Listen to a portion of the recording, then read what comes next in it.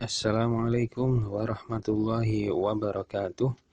Halo anak-anak sekalian, kita berjumpa lagi di pelajaran KMD kelas 5. Hari ini kita akan membahas majelis dan lembaga Muhammadiyah. Ya, masih membahas majelis dan lembaga, dan ini adalah pembahasan terakhir atau bab terakhir. Dan yang akan kita bahas adalah yang pertama, pengertian majelis dan lembaga. Ini sudah kita bahas.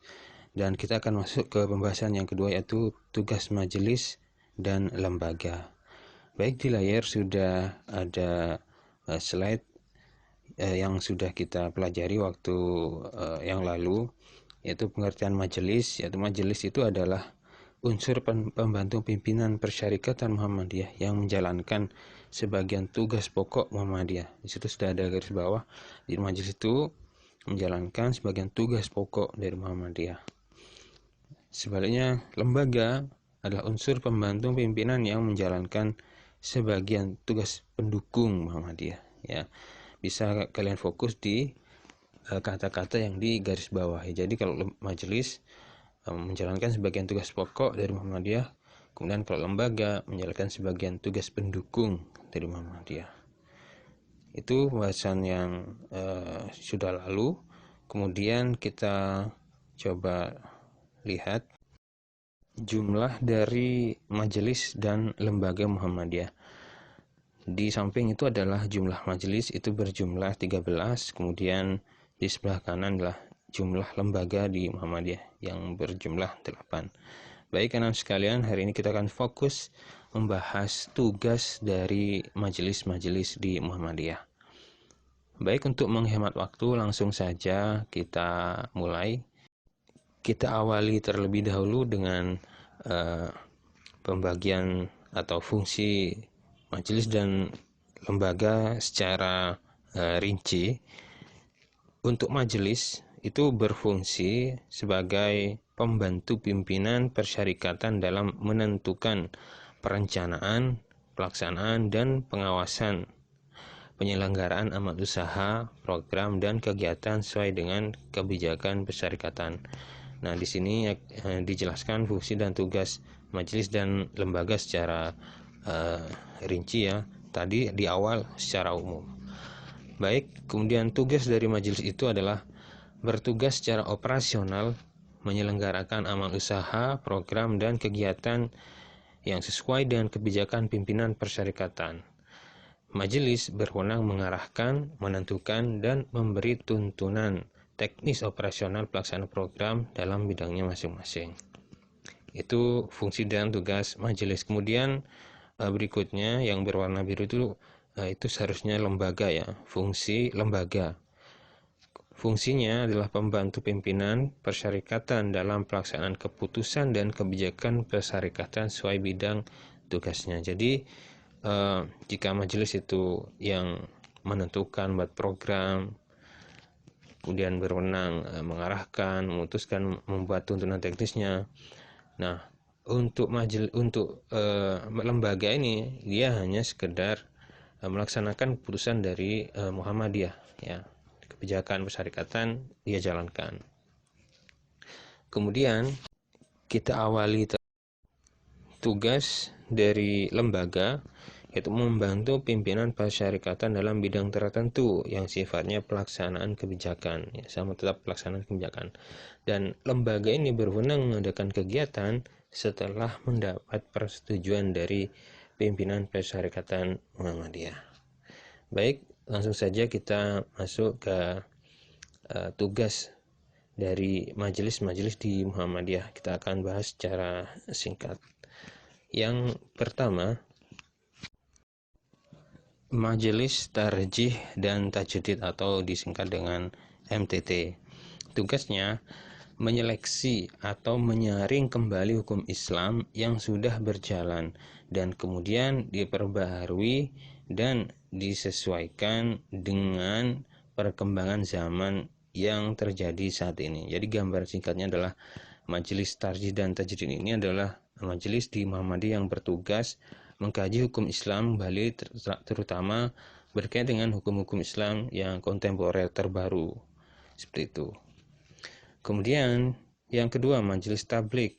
bertugas menyampaikan dan menyiarkan agama Islam kepada masyarakat dengan berpedoman kepada Al-Quran dan As-Sunnah agar ajaran Islam yang diamalkan sesuai dengan contoh Nabi Muhammad SAW. Ya, intinya Majelis Tabligh adalah bagian yang menyampaikan dakwah dari Muhammadiyah khususnya. Kemudian yang ketiga, Majelis Pendidikan Dasar dan Menengah atau disingkat dengan Dikdasmen, yang bertugas atau badan pembantu pimpinan Muhammadiyah yang diberi mandat untuk mengelola program pendidikan dasar dan menengah. Jadi Majelis Dikdasmen ini bertugas mengelola sekolah, ya, SD, SMP, seperti itu, dan juga SMA. Ini tugas dari Dikdasmen. Majelis. Kemudian yang keempat ada Majelis Pendidikan Tinggi atau Majelis Dikti yang bertugas mengelola pendidikan tinggi yang melahirkan intelektual muslim.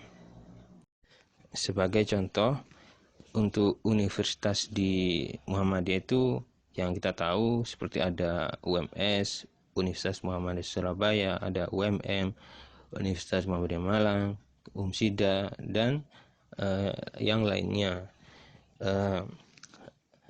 Sekolah tinggi ini atau universitas ini ada dalam pengawasan Majelis Dikti Pendidikan Tinggi Muhammadiyah. Kemudian yang kelima ada Majelis Ekonomi dan Kewirausahaan atau disingkat dengan MEK, yang bertugas memberi pendampingan, bimbingan, dan bantuan lainnya untuk melakukan pengembangan potensi ekonomi warga persyarikatan dan masyarakat luas. Kaitannya dengan masalah ekonomi dan kewirausahaan untuk Majelis MEK ini. Kemudian yang keenam ada Majelis Pembina Kesehatan Umum atau disingkat dengan MPKU, yang bertugas bergerak dalam kegiatan yang berbasis pada kegiatan pelayanan kesehatan, misalnya mengelola rumah sakit, balai pengobatan, rumah bersalin, dan lain-lain. Muhammadiyah juga terkenal memiliki rumah sakit ya, selain sekolah dan juga perguruan tinggi. Nah, rumah sakit itu ada di bawah pengawasan atau pembinaan Majelis MPKU, Majelis Pembina Kesehatan Umum. Kemudian yang ketujuh, Majelis Pemberdayaan Masyarakat atau MPM, yang bertugas melakukan pemberdayaan masyarakat dalam upaya meningkatkan kesejahteraannya melalui kegiatan pendampingan, konsultasi, dan lain-lain.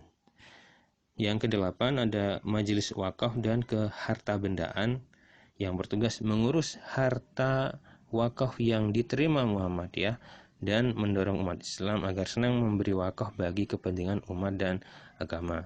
Jadi jika ingin berwakaf ke Muhammadiyah bisa dan akan diurus oleh Majelis Wakaf ini. Kemudian yang kesembilan ada Majelis Pendidikan Kader atau MPK, yang bertugas melaksanakan transformasi kader secara terarah dan kontinu guna memberi peluang bagi kader dalam mengaktualisasikan potensi dan kompetensinya di Muhammadiyah. Majelis ini jelas bertugas dalam kaderisasi, ya, bagaimana caranya mendapatkan calon penerus Muhammadiyah atau mendidik calon-calon penerus Muhammadiyah dengan baik.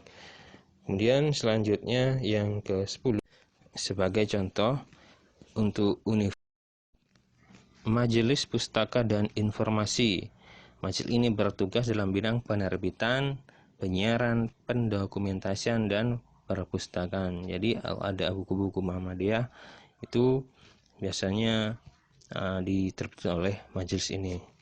Contohnya adalah buku kalian itu Al-Islam dan juga KMD, itu diterbitkan oleh majelis ini, ya, Majelis Pustaka dan Informasi.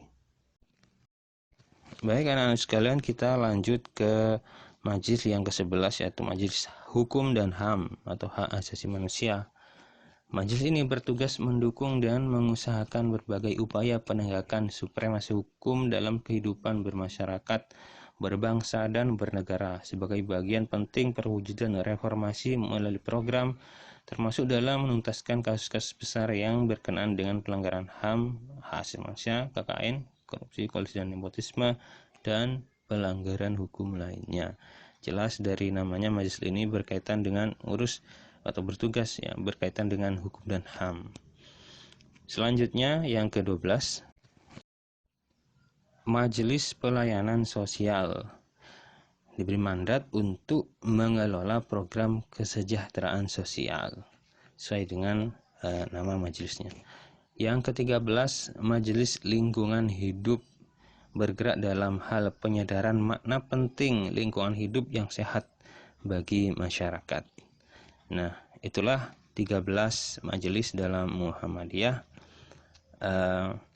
Berikutnya tugas untuk kalian, anak-anakku, hanya satu, yaitu menulis di buku tulis KMD tentang tugas dari majelis-majelis Muhammadiyah tadi secara singkat. Jadi secara singkat, tidak panjang seperti tadi. Jadi bagaimana caranya singkat yang kalian mudah untuk mengetahui majelis ini adalah tugasnya seperti ini ya. Jadi sesingkat mungkin, bisa yang berwarna hijau tadi sudah file migrasi, atau lebih pendek juga boleh.